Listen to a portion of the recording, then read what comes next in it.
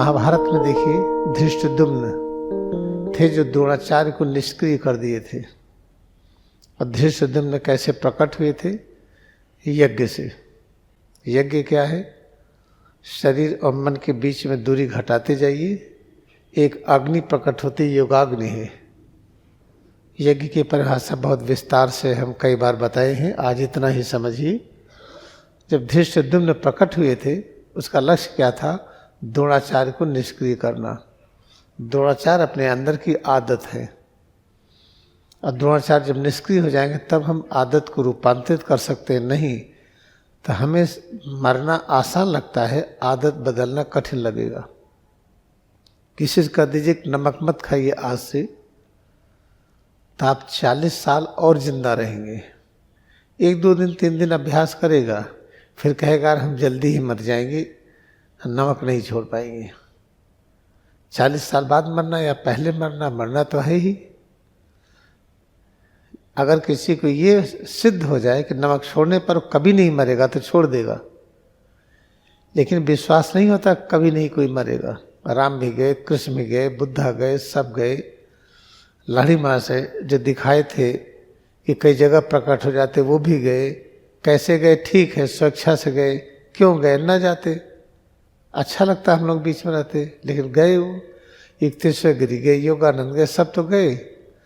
तो 40 साल के बाद जाए या अभी जाए, हम तो आराम से एंजॉय करेंगे, चाट खाएंगे, आइसक्रीम खाएंगे, खूब पनीर खाएंगे, आराम से पनीर की पकौड़ी रोज खाएंगे, दही बड़ा खाएंगे, जो मर्जी वो करेंगे, शराब भी पिएंगे, खूब एंजॉय करेंगे लाइफ। हम 40 साल पहले जाएंगे।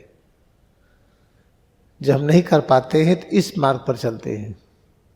इसे याद रखिए, अगर आपको अवसर मिला है कि आदत को रूपांतरित करने का, आज इसी समय से खाने पीने में जितनी आदतें बनी हैं उसको बदलना है।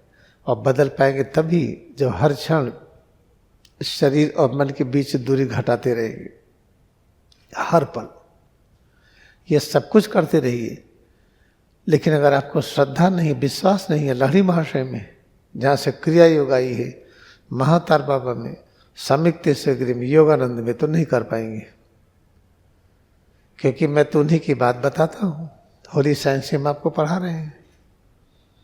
ये सब इसमें लिखा है, कहाँ लिखा है आपको मिलेगा नहीं, हम दिखाएंगे किसी दिन। तो अगर आप इन सबके प्रति अनंत भक्ति है ही नहीं तो क्रिया योग नहीं आने वाला है। इसे गुरु का ग्रेस बहुत आवश्यक है। अगर गुरु का ग्रेस नहीं है तो आप पाएंगे नहीं। अगर हम राम को मानते हैं तो सिया राम में सब जग जानी, कारो प्रणाम जोड़ जुग पानी। क्यों नहीं मानते हैं? कहाँ मानते हैं राम को? हम तो कृष्ण के भक्त हैं, हम लाड़ी महाशय को क्यों माने? कृष्ण भगवान ने कहा कि सबके हृदय में मैं हूँ, तो क्या सबकी पूजा करते हैं? नहीं करते हैं, तो कृष्ण भगवान की बात नहीं मानते हैं। जब लाड़ी महाशय को समझ लेंगे, समिक्तेश्वर गिरी को, परमहंस योगानंद, महातार बाबा को, तो हमारी बात समझ में आएगी। या हमारी बात समझ लेंगे तो ये समझ में आ जाएंगे। दोनों है। इसलिए ऑटोबायोग्राफी अवश्य पढ़िए, इन लोगों के बारे में पढ़िए खूब मन लगा करके। क्योंकि हमारे सामने ना, तो हम लोग तो अभी एक साथ रह रहे हैं ना, कहीं टुन्न पुन्न हो सकता है, शिकायत हो सकती है, वो तो है नहीं। उनकी किताब उठा के फेंक दीजिए तब भी कोई कुछ नहीं कहेगा, फोटो को फाड़ दीजिए कुछ कहने वाले नहीं होंगे। लेकिन हमारे बीच में ऐसा करेंगे तो हम तो कहेंगे भाई किताब क्यों फाड़ रहे हैं, क्यों फेंक रहे हैं। तो हमसे टुनमुन हो सकती है, हमसे आपकी झगड़ा झंझट हो सकती है, इनसे नहीं होने वाली है। क्योंकि आपके सामने है नहीं है, लेकिन आपको दिखाई नहीं पड़ते हैं। तो इनके बारे में अच्छी तरह से पढ़ लीजिए, याद कर लीजिए।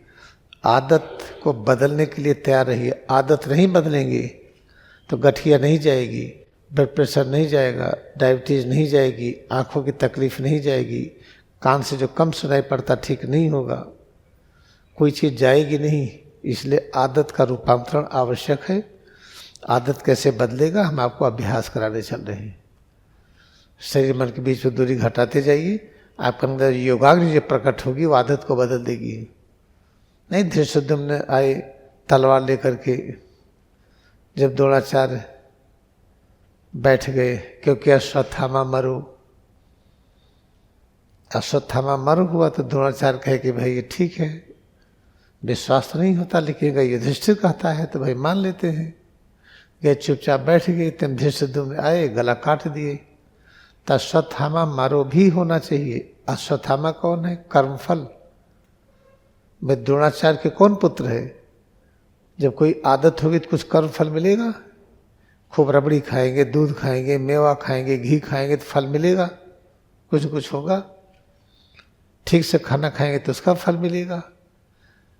हम कर्म में इतने लीन हो जाएं कि फल की इच्छा ही न हो, फल छोटा लगे, कर्म करना महान लगे, फल रखा रहे, देखने का मन ही न करे। जब ऐसी स्थिति आती है तब कर्म फल का कोई अस्तित्व नहीं रह जाता है जीवन में। जब कर्म फल का जीवन में अस्तित्व न रहे उसको कहते हैं अश्वत्थामा मरो।